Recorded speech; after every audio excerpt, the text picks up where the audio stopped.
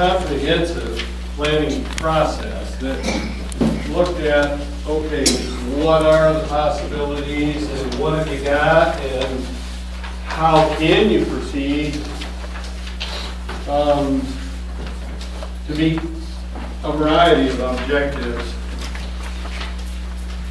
Yeah, anybody else that needs to scooch over, and I'll try to. And before I start, I didn't hear a solid vote on that pathway, but pathways are critical to the economies of communities like yours. And that needs to get done, and to do it cooperatively is a wonderful thing. Let me see, I'll get here, I'll probably be out of most of the site life except maybe yours. You can go on anywhere. I'll try not to do that. This in an effort to understand the park and to work our way through it and to look at optimization of the in-place investments, and there's a lot of investment in that park. We went through and did this diagram, and it should stand up, but it won't the way I put it on the board. So here's the pond, here's the entrance to the Croton Hardy, and hopefully connected to a pathway that goes way around over the dam. But this is the existing drive system, existing buildings here and there, the entry point, basically the property boundary, where the buildings are, and then as good of utility information as we could get based on the old improvement drawings and stuff like that. So the stuff that you see on this relate to, here's the sanitary, I think it is. No, that's the electrical. There's electrical running here and here. The little circles are substations and some site lights and where the pedestals are and all that. So we get an understanding of how these sites work and what kind of infrastructure is in place. The water line, you can see that, and you can chase it through, kind of runs down through, and one leg here, one leg going back, and then servicing the sites in the back and stuff. And of course, the newer restroom building here, launch ramp there, kind of the access and a little bit of a launch ramp here, the beach area down here, and the kind of public rooms and that sort of thing.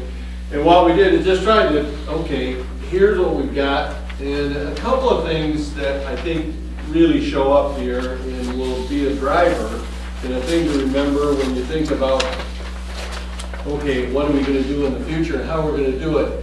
That kind of buff tone are seasonal sites, and those seasonal sites are for the season, not daily, weekly, or whatever. Most of these are long-term rentals, if you will. And so there's an awful lot of seasonal use on this, and to look at funding assistance support, like from well, the passport program wouldn't work that well here, but certainly trust fund or land and water conservation fund, but primarily trust fund, which is the Michigan Natural Resources Trust Fund, and is based on oil and gas revenues. And now the fund has reached its cap and is self-sustaining. But to look at that, they're going to look at public facilities as much as anything, like how can you make these improvements and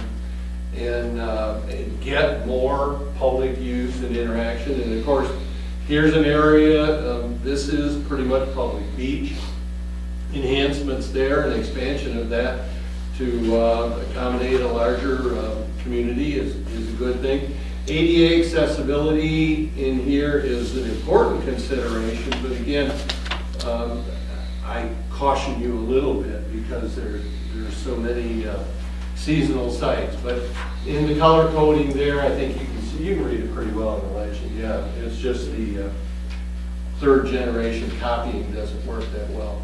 But that tells you what we've got. These dark areas here are the drain fields, that one for that restroom, this one for that this one here, and those have legitimate constraints on how you develop going forward.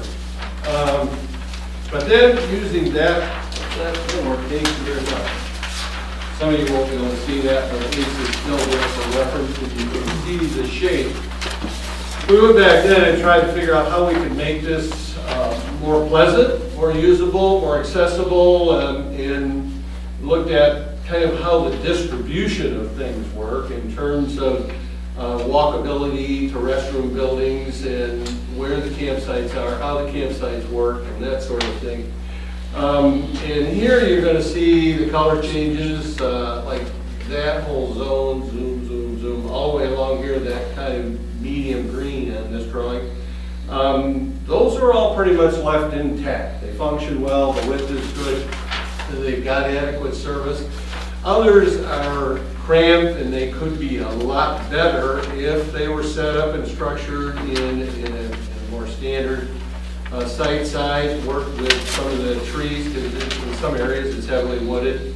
But these would be revised sites. All right, let's upgrade. And that is a couple of different things. It may be adjustments to the width, and it may be adjustments to work with some of the drive system or a planned relocation of the drive where we could get good sites in and make them interact with one another really well.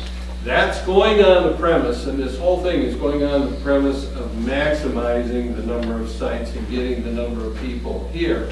Because it would be real easy to come back in here and probably do like a 15 or a 20% reduction in sites and say, okay, now you got a little bit more room, it's a little more attractive for the camper. But when you think about the number of seasonal rentals and the fact that these people are repeat, to suggest that you want to change it, just make it a little bit nicer, maybe doesn't make a lot of economic sense. So then it's making the drives work as well as they can, and we've reconfigured things a little bit in the front here. We tried to clean up the alignment a little bit as we went back through, and in the back corner, back here, where you see reconstruction and additional work, you can see there's one drive here, and I don't know, and forgive me for sounding like a frog, but we've got the double drive, single drive back here, kind of a double drive against the edge of the property, triple drives through here.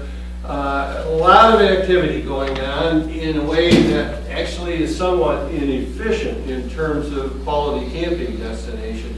So we've adjusted some of those, reduced it, created a little more common area in a few areas, but now two drives here, same drive section here where we're leaving these intact, but then bringing that around and actually creating back-to-back sites again and getting flow control inside the campground so that now we've got, you know, here's an easy loop, here's an easy loop, and then back here we've got our loops, and so you can break down where drivers have to drive to go, but to get back here it's still all pretty straightforward. Down here it looks a little muddy and you're going, I got like 3 drives all going different places. And that had to do with phasing the project. You'll see there's a couple of parallel sites on the back edge. They're right over here. And this is the existing drive going into the launch ramp. And we're looking at actually maybe shifting that, making these good side by sides rather than end-to-end sites. It's much more efficient for a short-term connection, but then ultimately letting that drive come through here.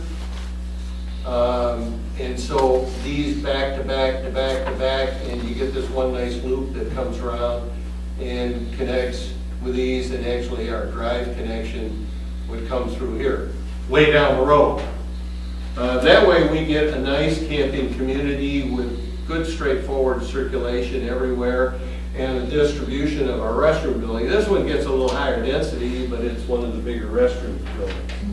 And what we talked about initially was upgrading this one and upgrading this one that helped work and support public areas as much as a campground, because this beach is also a campground. But then, expanding on that, as I recall, eliminated a site back here or so, opened that up and opened up a second little beach area so that we began to get service zones that work like this. That this group can go here, this group's got access to the water, improving the launch ramp so that there's a little bit of boat drop parking and stuff like that there. And making that work, but then making this kind of a fishing pier and a gathering common area. Socialization is a big thing in the campgrounds, and expanding the common areas and creating gathering zones we feel is really important. We tried to manage the sites in a way that they all function, but we still got common areas. And so that was the base work. This was a master plan that said, here's a way that you can really utilize the site well. You can clean up some of your circulation issues, and you can add, and as I recall, we added like another 30% of sites or something like that. And I'll be honest, I didn't go through and actually digest what those numbers were, because I wasn't exactly sure how we wanted to approach this meeting. Going through, we took some very conservative numbers on a lot of elements, you know, some local contractor kind of work and that sort of thing, where we were adjusting campsites and that sort of thing. So a lot of our numbers are conservative. And you asked if we had done one. I had done a preliminary estimate. It wasn't even ultimately formatted into a final order of magnitude projection or anything. It was just, okay, we ran these numbers, talked about it, and they were, oh, and the bottom line in going through it, and I'll just categorize the beach improvements, creating different common area, elimination of that and that sort of thing. We were about 60,000 in that first area, another 12,000 in drive improvements and adjustments here in the registration check-in in those queue areas to manage traffic, another 12,000, and then we jumped into a new restroom building, improved campsites and that sort of thing in the aggregate on portion of that common area. In this area B was another 240,000, and then you just keep going. And ultimately, when we back out the other side, with the initial, those that we show as phased sites, we're at $750,000. Then we had some futures. Some of these where the double lines are and that sort of thing, getting over those, we had another 120,000 that we had projected. So we're up in that 900,000 to go vroom right through the whole thing and rebuild it. Now the question is, what do you do? Where do you make your best improvements? What kind of money do you want to spend, and do you want to go for grants? The trust fund has been making upwards of 15 to 20 million available for development projects. 25% of the trust fund is available for development, another 75. Now, if you got some land you want to acquire back here that would make it work, we often encourage acquisition applications as well, because, like I said, 75% of the trust fund money is used for acquisition rather than development, and that's a little less competitive than the development side. Everybody needs development money. But then, like I said, in the passport program, actually would probably work here.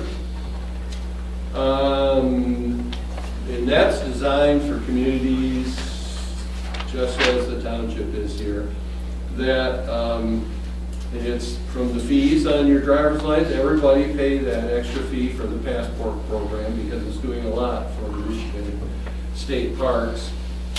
And in fact, there's an article they're thinking about redoing that a little bit. But it doesn't even require a rec plan. You said you had a rec plan that was in process or in place. No, we have an approved DNR rec plan. It's So approved that's and- on file, ready to go. And This isn't. This Yeah, this- is it. Campground. Here, this is, we put that in there with the planning commission. yeah. And this should be in there, right? And then it's, actually, we've had good success the last 2 years with campgrounds. Actually, the last 5 years, we've done several campground upgrades that have brought it up into full service, camping. And they all relate to that kind of a resource. A major resource that's suitable for recreation, fishing, all of those kinds of things. Now, again, here's where the fun comes in. Say Passport would relate to this kind of a public improvement.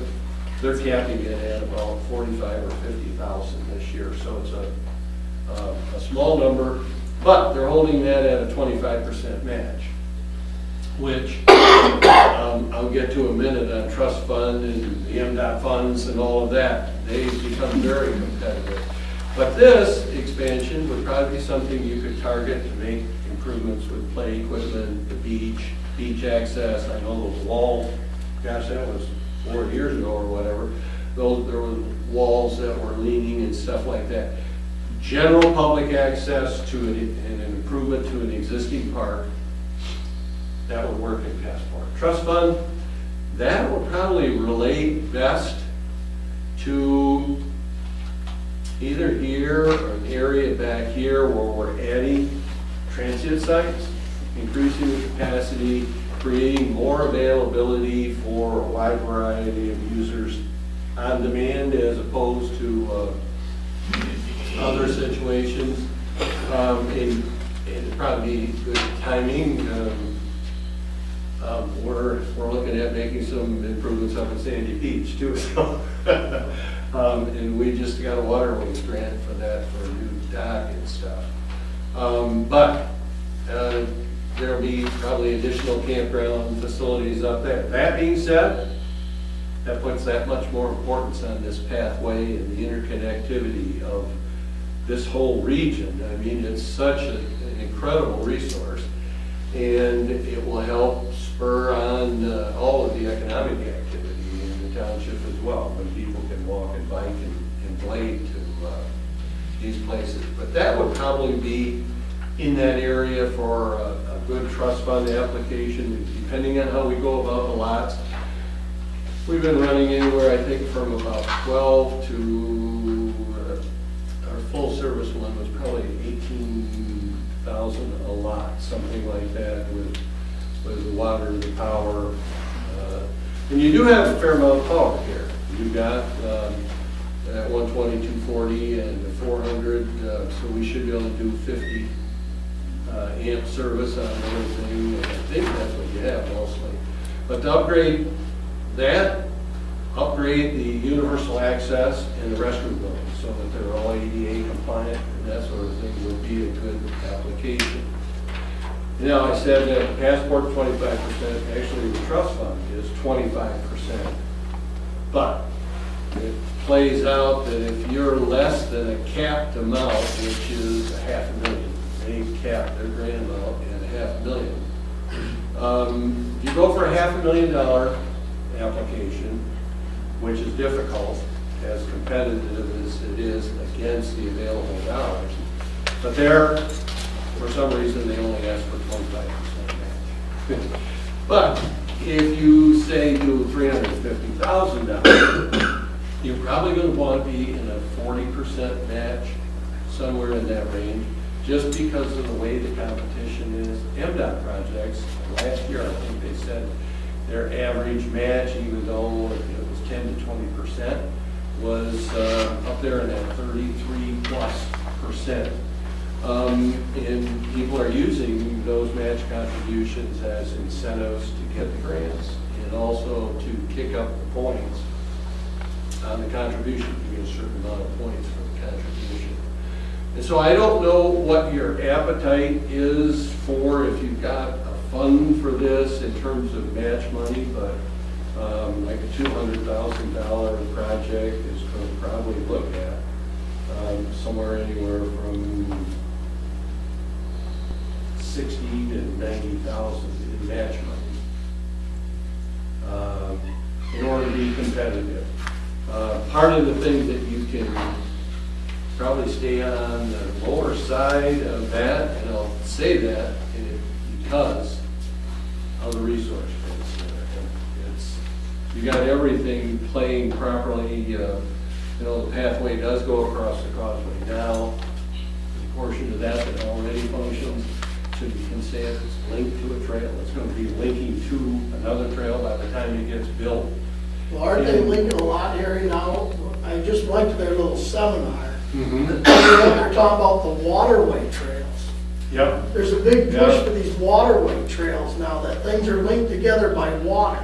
Oh, absolutely. So with you doing up at Sandy, just coming from Hardy down, and then the 4 inches we put in, now the ones downriver, I think we get big points in there. I saw their little point chart for water path. You bet, yeah. The blue ways, green ways, the pathways.